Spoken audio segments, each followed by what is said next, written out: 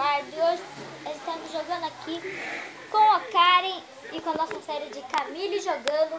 E desta vez, gente, estamos aqui.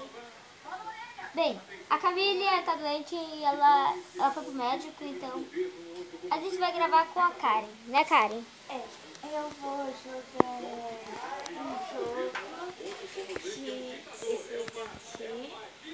Então, Supply, vou começar. Tem um vídeo aí dos meus problemas que eu tinha acabado de gravar. Karen? Peraí, que difícil.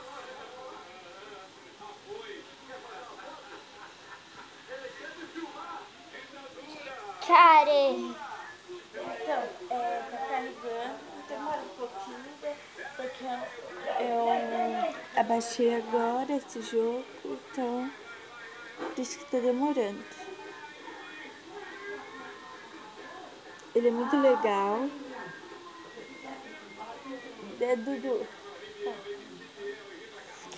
Mas eu não sou muito boa, mas então tá. Eu tenho que começar perdendo pra ir mais rápido. Vai logo.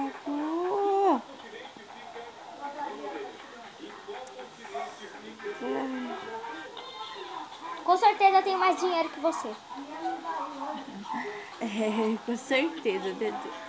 Porque eu abaixei esse jogo agora. Agora não, né? Faz pouco tempo que eu tenho.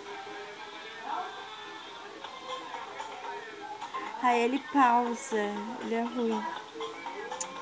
Vai logo, meu Deus.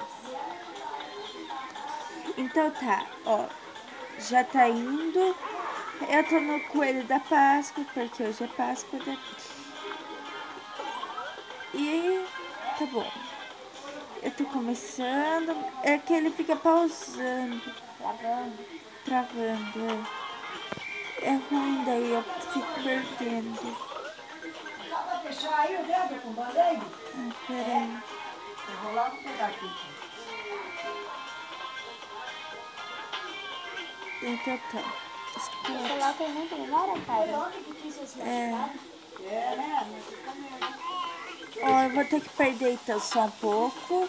Vai chegando, Bianca. Prontinho. Dia tá chegando, viu? Obrigada, gente, por assistir.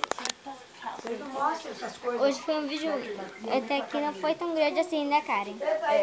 Hoje não foi muito grande por causa que fica pausando. Se quiser fazer de novo, comente, por favor. Então, gente, o vídeo vai ficando por aqui de Camille jogando. E, Karen, você quer falar alguma coisa? É, Karen. Ah, eu queria mandar um beijo pra você. E só pra falar, a Camille tá lá, então é por isso que a Karen tá jogando. Então, fala tchau, Karen! Tchau. Falou! Tchau!